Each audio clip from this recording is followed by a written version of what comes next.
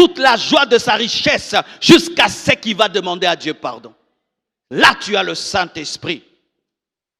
Mais si malgré le péché, tu as la joie, tu as la paix, tu vis comme si tu n'as rien fait, sache, soit tu étouffes l'esprit, soit tu as un esprit mauvais. Et surtout, si tu te plais aux abominations, plus tu commets le mal, plus tu es dans la joie.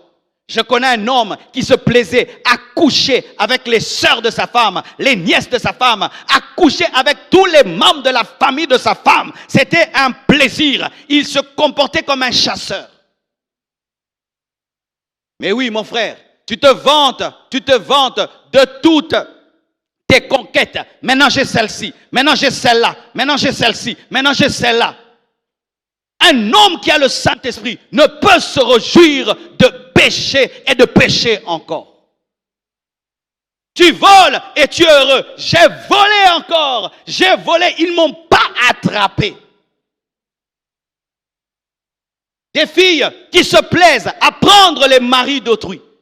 C'est une joie de ravir le mari d'autrui, de voir l'autre pleurer, maigrir. Elle est heureuse de te voir souffrir. Penses-tu, ma soeur, que tu as le Saint-Esprit? Et là même, j'aimerais parler à toutes les sœurs. Mes sœurs, aujourd'hui, je remarque des gens qui prient, mais vivant avec un mari d'autrui. Et une sœur est en train de pleurer. Des enfants sont en train de pleurer. Ils ne voient pas papa pendant 1 an, 2 ans, 3 ans. Et toi, tu as la joie. Tu n'as pas l'esprit. Si tu as l'esprit, tu vas dire à cet homme, retourne auprès de ta femme. Dieu me bénira et me donnera mon propre mari. Quand tu as le Saint-Esprit, tu ne peux habiter avec un homme qui ne t'a pas épousé.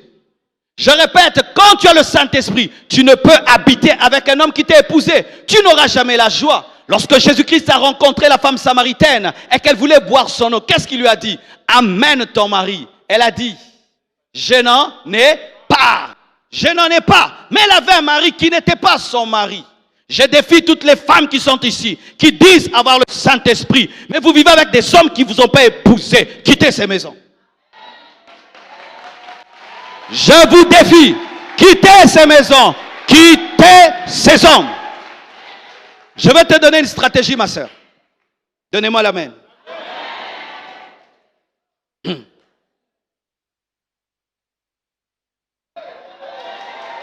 Écoutez ceci. Lorsque tu vis avec un homme qui ne t'a pas épousé, et tu demeures près de lui et il dit, je vais t'épouser, je vais te doter, il ne le fera jamais.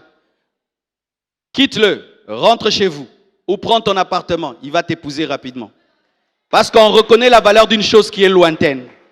Lorsque tu es dans son lit, il n'aura pas le courage de t'épouser parce qu'il ne t'épouse pas, mais il est toujours avec toi. Prive-lui de toi et il va t'épouser. Et si tu as la foi en Dieu, mets Dieu au défi. Et si ce n'est pas l'homme de ta vie, il va te dire fini et Dieu te donnera un autre homme. Sachez ceci, avoir les enfants avec un homme, ce n'est pas le mariage. Même si on t'appelle papa, tu es le papa des enfants, mais pour Dieu, tu n'es pas le vrai papa.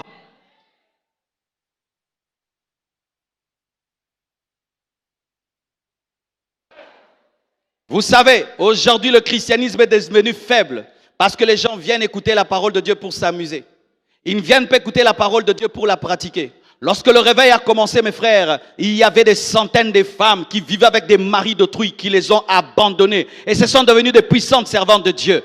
Mais aujourd'hui, ces personnes continuent à être des diaconesses. Une diaconesse qui habite avec un homme qui ne l'a pas épousé, tu ne peux pas être diaconesse. Tu ne peux pas être diaconesse. Tu ne peux pas servir à l'église. Tu ne peux pas servir Dieu à l'église. Mon frère, la femme qui est chez toi, tu l'as épousée. Tu ne fais que lui faire des bébés. Tu deviens un synthétiseur. Tu ajoutes bébé sur bébé et tu la commandes et tu la dictes. Tu ne l'as pas épousée. Et d'ailleurs, vous avez la grâce dans votre pays. Il n'y a même pas de dot. Chez nous, pour épouser une femme, il faut 5 000 $. Et les jeunes les trouvent avec des salaires de 500 $. Ils arrivent à trouver 5 000 $ pour épouser une femme. Mais toi, malgré tout l'argent que tu as, et là-bas, tu aimes seulement, te donne la fille et tu vas seulement où? À la mairie, hein? Est-ce que vous êtes allé à la mairie? Est-ce qu'on vous a béni? Est-ce que ton mariage a été béni? Tu l'as prise et puis tu l'as amenée. Vous habitez, vous vivez. Je t'aime, vivons.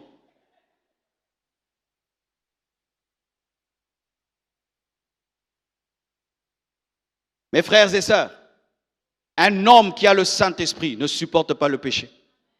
S'il y a une chose qui me torture dans ma vie, c'est lorsque je sens que l'Esprit de Dieu n'aime pas quelque chose en moi. Ce n'est pas manquer de l'argent, n'est pas avoir une grande église, n'est pas ceci. C'est quand ma communion avec Dieu est touchée. Là, je sens comme si j'ai une tache sur mon corps.